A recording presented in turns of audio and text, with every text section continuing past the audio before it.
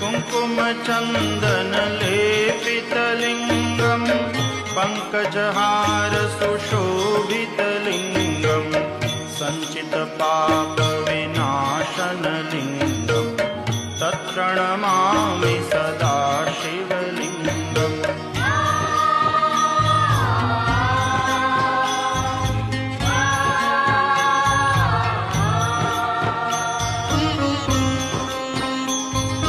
मुरारिसुरार्चितलिङ्गं निर्मलभासितशोभितलिङ्गं जन्मजदुःखविनाशकलिङ्गं तत्प्रणमामि सदा शिवलिङ्गम्।